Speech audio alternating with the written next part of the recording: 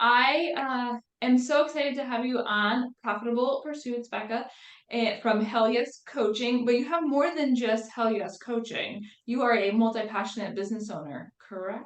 Yes, ma'am. I am getting ready to have my fourth business baby here pretty soon. So why don't we just jump into it? Can you share a little bit about yourself, your four businesses, and like just give us the rundown on who you are and all that jazz? Yeah, absolutely. My name is Becca Pike. I am a mom of four beautiful babies. They are not babies at all anymore, ages 14 down to 5. And I am a wife. I am an athlete. All of those things come first in my life, to be quite honest. And I started my business adventure when I was about 25 years old. I became a massage therapist, and I had no intention at all of starting a business whatsoever. But I was working with this chiropractor who had me massaging people from 7 a.m. to 7 p.m. Monday through Saturday. Okay. I was young, I was in my 20s, I was pregnant. I remember it being really hard work. But on Sundays, he allowed me to see all of my own clients and keep 100% of the income. And I got a taste of what it would be like to own a business. That was my very first taste of having a service, selling it, keeping the profits. And to be quite honest, a beast was born. From the minute he let me start doing that, I started scheming on how I could have my own place.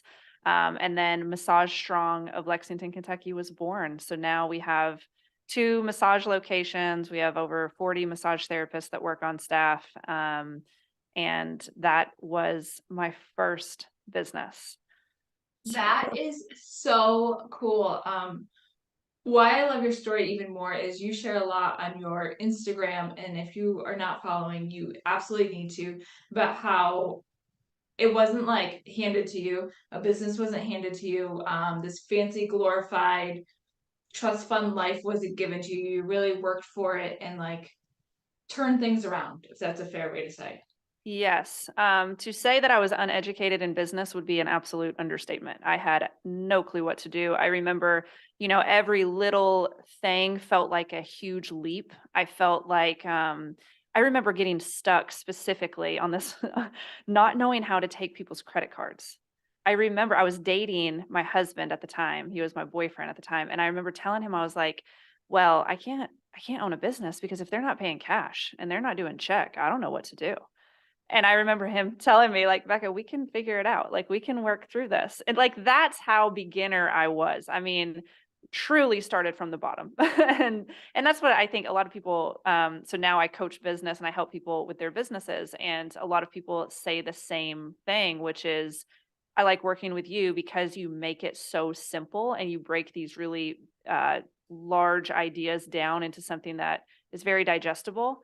And I don't know that I'm doing that necessarily. I think that that stems from forcing myself to make it simple in my own mind to begin with so that I could even grasp it.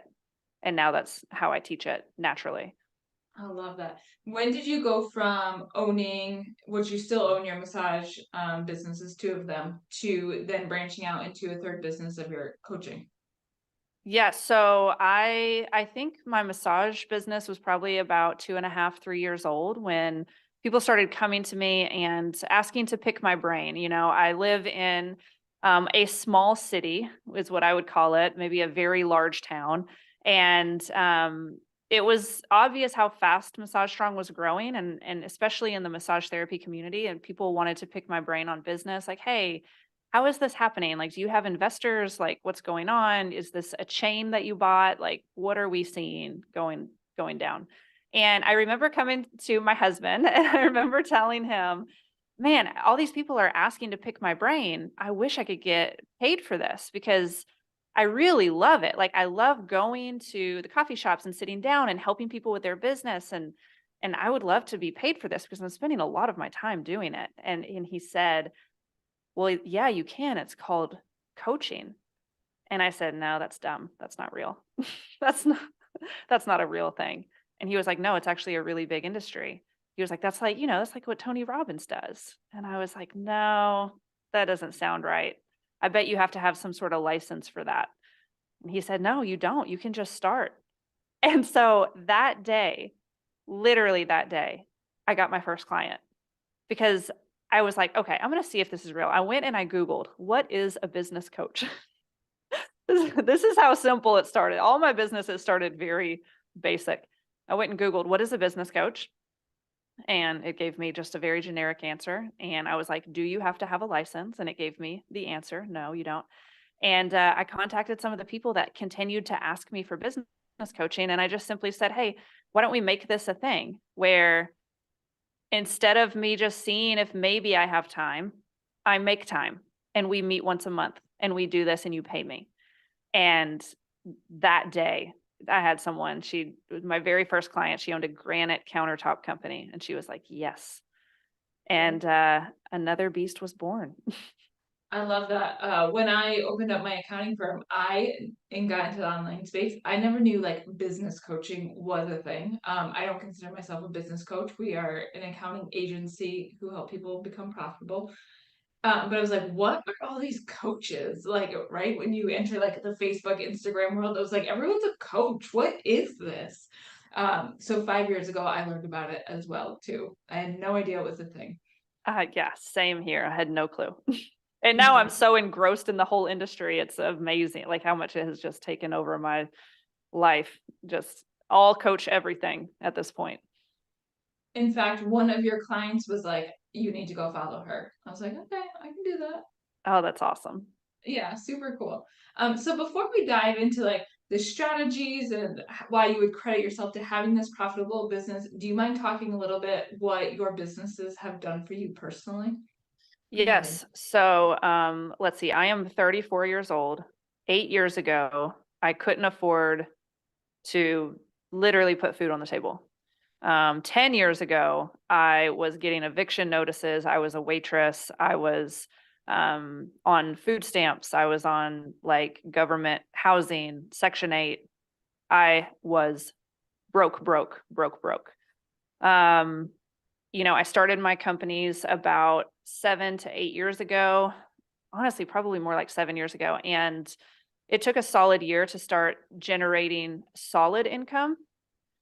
And in the last, I mean, I would say in the last 5 years, I have broken into seven figures in all of my businesses. Yes. And they are still growing. I've spent the last year making my businesses more scalable, so that I can welcome in more clients without it taking on, a lot more work on my end, which has been quite a journey. And now I can easily say that I'm a multi seven figure earner.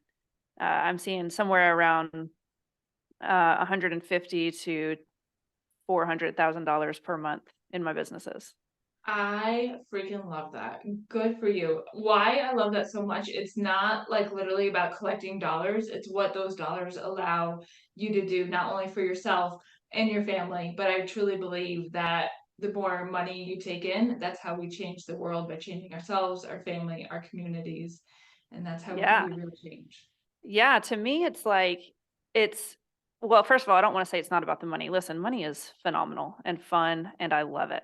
But it was who I had to become with all of those dollars. So, like, for me to reach, $2,000 a month in my business required me to look at a lot of the skeletons in the closet that I didn't know were there. A lot of my fears, a lot of my worries, a lot of my concerns, a lot of my, like, where was I holding myself back? What was I refusing to say in front of people? How was I refusing to sell my services because of what I thought people might think of me? Like, going from 0 to $2,000 a month required me to become a whole different person. And then Yeah. going from 2,000 to 10,000 almost killed me because I had to do it all over again, right? You get comfortable at 2,000 and all of a sudden you have to become this other person. You have to do it all over again. What am I fearful of? How am I holding myself back? Same thing. And then to go from 10 to 20, 20 to 80, 80 to 100, 100 to 400. I mean, it sounds cliche and I feel like it's on like every, poster, like it's so cliche, right? Like the more that like who you become is the journey and whatever. But it's so real. Like the amount of money you make is a direct reflection of who you are willing to be and the work that you've put in and your mindset. because every single stage has its own problems that you have to overcome to get to the next level. For sure. I like to say that money just gives you the opportunity to do things.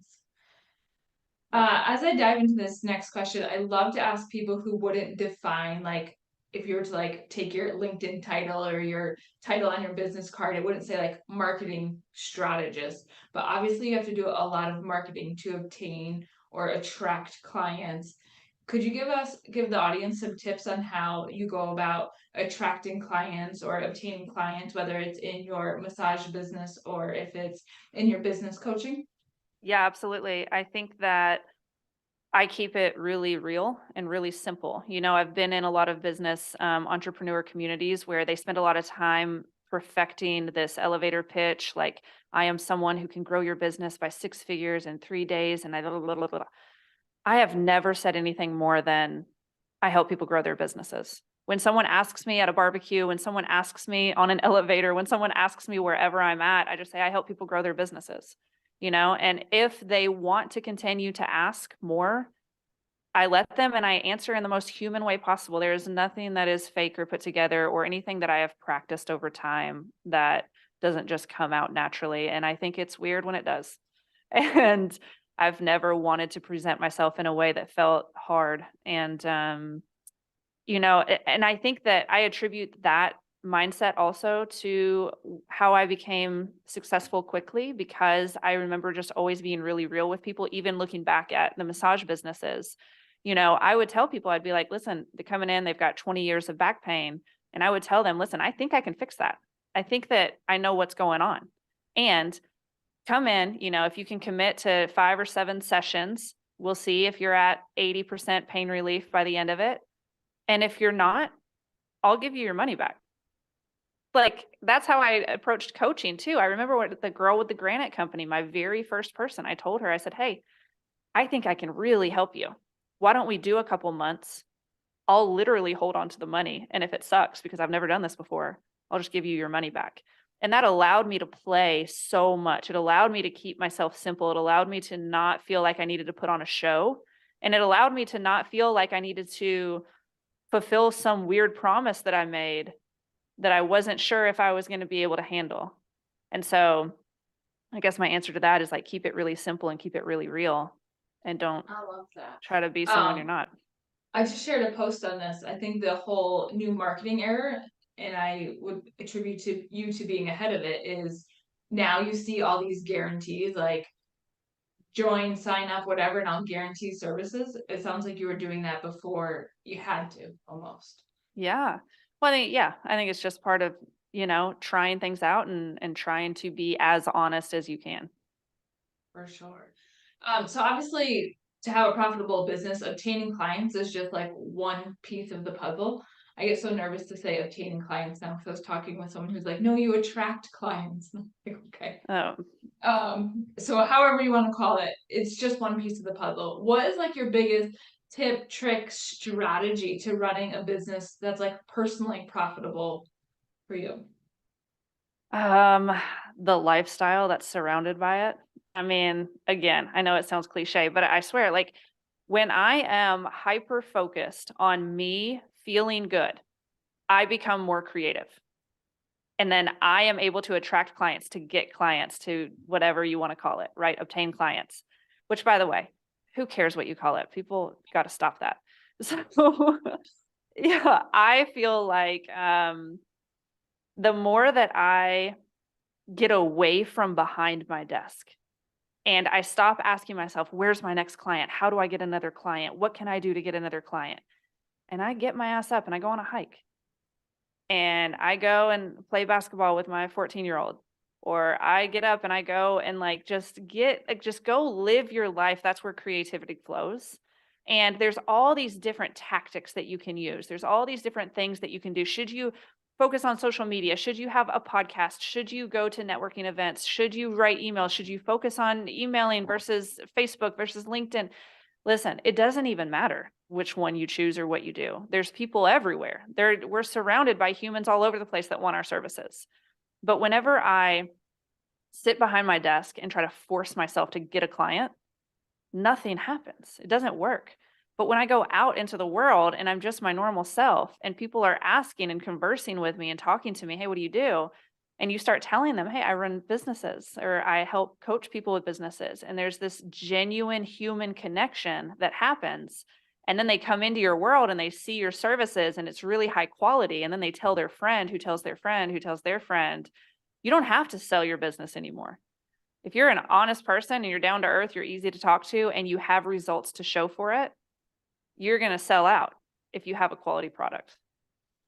I love that. Here's a fun one for you. So I think you said you're going on 8, between 7 and 8 years you've been in business. That's the number. If you had to have the success you have today in half the amount of time, so you're starting over and you have to get to where you are today in half the amount of time, how would you do it? Which company? All of And it? just like a holding company in whole. I would start my podcast sooner. My podcast has funneled a lot of people to me, and I had no idea that it was going to blow up the way that it did. And I just started it, like, I guess it was a little over a year and a half ago. So I would do that way sooner. If you are someone who feels like you can story tell, or you feel like you have some sort of like, I've always kind of felt like I have this gift that I'm able to just talk to people very easily. Um, that comes through in my podcast. So if anybody that's listening to this feels like, hey, I've always been told that I'm easy to talk to or that I'm good at storytelling, get yourself a podcast for sure. So I would start my podcast earlier. I would put more emphasis on Instagram. So like, I know that you love following me on Instagram. I just started really learning about it like 6 months ago. And if you scroll down far enough, Really? you can see in my Instagram where I didn't give a shit about anything. It was just like, it was all over the place. I posted just whatever I wanted with no strategy at all. So I would have taken Instagram more seriously. Instagram is such a playground for entrepreneurs. I have gotten so much business through Instagram, but I did not take it seriously until 6 months ago. So I would do that. And I wish I could go back and tell myself, like if I had to start it all over again, it would be really helpful to know what I know now, which is this whole time I was trying to get as much wealth as I could and build as fast as I could and gain as many followers and clients and whatever as I could, only to get to the wealth and realize that none of it really mattered. You know, I am wealthier than I've ever been right now.